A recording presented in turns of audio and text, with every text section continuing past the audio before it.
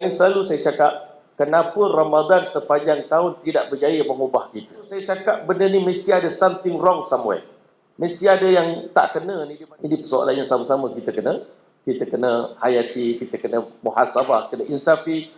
Kita dah puasa dah 50 tahun, 60 tahun kita puasa, tapi puasa kita masih sama. Rasanya tiap-tiap tahun sama juga.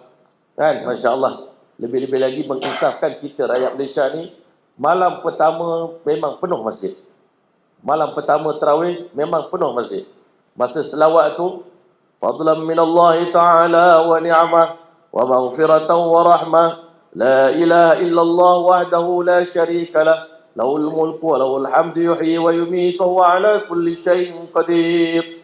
Allahumma salli ala Sayyidina Muhammad. Yang jawab sallallahu alaihi wasallam itu kuat je.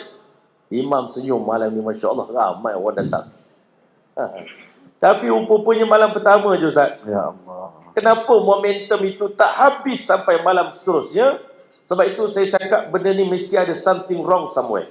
Mesti ada yang tak kena ni di mana-mana. Kesilapan yang kita buat di mana-mana menyebabkan sepatutnya makin lama kita masuk Ramadan, makin kita berlari macam kuda, Ustaz.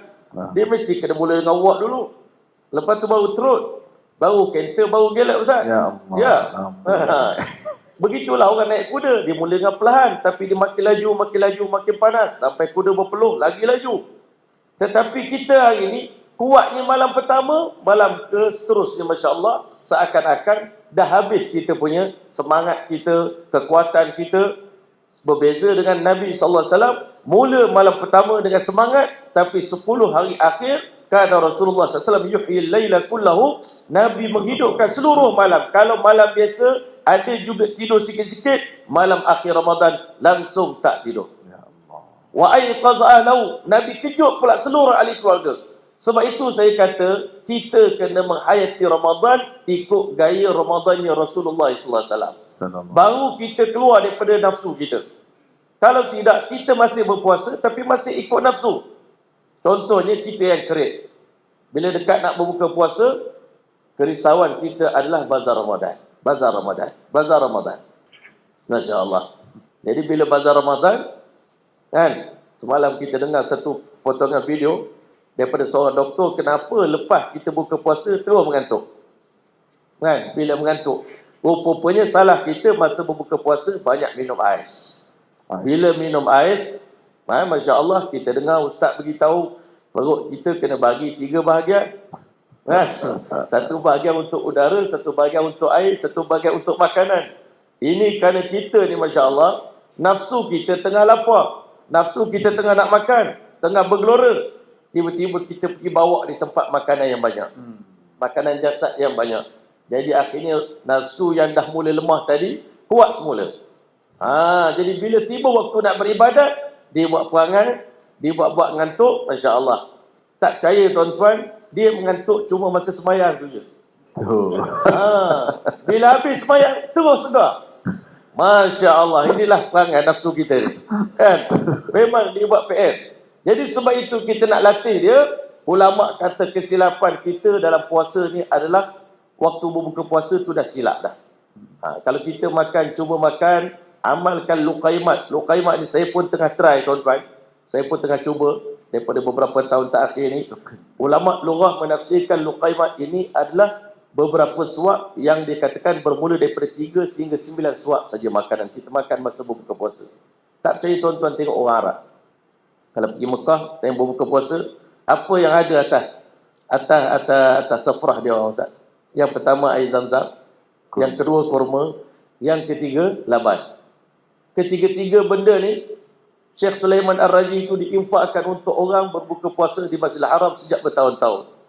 Dan memang Nabi beritahu, bila sahabat Nabi kata, ya Rasulullah, tidak ada, bukan semua orang di kalangan kami mampu nak bagi makan orang berbuka puasa. Nabi kata boleh dapat fadilat ini walaupun bagi makan, bagi minum seteguk air, bagi minum sesisip susu ataupun sebiji kurma. Dan atas suprah tu memang ada 3-3 tu. Air pun ada, kurma pun ada, susu pun ada. Cukup dah package dia buat. Lepas habis tu, minum kahwa sikit, terus bangun sembahyang. Tapi kekuatan dia rupanya, bila kita kurang makan, kita lebih kuat daripada kita banyak makan. Ini yang kita pelajaran yang kita nak belajar. Bila kita kurang makan masa kita berbuka puasa, insya-Allah taala kalau rasa lapar pula lepas tu bolehlah sikit lepas tarawih sambung lagi. Macam kami malam tadi dalam perjalanan nak ke KL, rasa lapar pula tengah jalan, kita makan. Rupanya makan itu pagi tadi tak sedar untuk sahur, jadi kira bersahur lah tu kan, sebab kita makan pun dah pukul berapa kan. Jadi nak beritahu pada kita ni, kalau kita rasa lapar, kita ambil pula sikit lagi makanan lepas tu. Yang penting kita ada kemampuan untuk berdiri di tengah malam. Dan tarawih kita buat dengan sempurna, insya-Allah taala. Kan? Kemudian kita cuba qiyamul lail tiap-tiap malam. Nabi sallallahu alaihi wasallam menyempurnakan qiyamul lail sehingga isteri Nabi bila ditanya pada Siti Aisyah radhiyallahu taala bagaimana sembahyang malam Rasulullah sallallahu alaihi wasallam. Kan? Sehingga isteri Nabi boleh buat, orang kata boleh boleh ceritalah ke orang macam mana Rasulullah di rumah di waktu malam. Nabi bagi kepada tiga bahagian waktu malam ni. Ini 2 bulan Ramadan. Satu bahagian untuk diri sendiri, satu bahagian untuk keluarga, satu bahagian untuk Allah. Tapi bahagian untuk Allah tak pernah dikorbankan oleh Nabi. Tiap-tiap malam mesti ada waktu untuk Allah. Allah Subhanahu Wa Taala. Tetapi dalam bulan Ramadan, seluruh bahagian itu untuk Allah. Daripada awal Ramadan lagi, Nabi dah bagi 100% untuk Allah Subhanahu Wa Taala.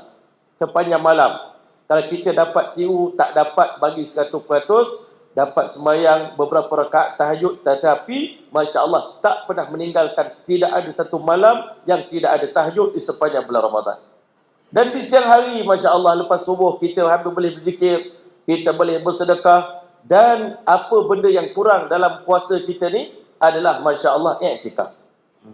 Kita sangat kurang iktikaf. Kalau kita pergi ke negara-negara yang lain, kita akan dapati pengalaman saya belajar di Pakistan, kalau awal Ramadan ini separuh masjid besar di mana-mana pun dah ditempah penuh dengan orang iktikaf. Dia akan buat macam kelambu, ada nombor, kena cok pula. Kan, bilik ni kami nak duduk, Masya Allah, ahli keluarga akan masakkan makanan untuk ayah dia, basuhkan baju dia. Yang penting abah duduk mewakili keluarga kita pada tahun ini, 10 hari iktikaf dalam masjid, 20 hari iktikaf dalam masjid, ada orang iktikaf 30 hari dalam masjid. Kita selama ini puasa, tapi kita tahu Nabi SAW beriktikaf tiap-tiap tahun 10 hari di masjid. Dan di tahun terakhir Nabi nak wafat, Nabi beriktikaf 20 hari.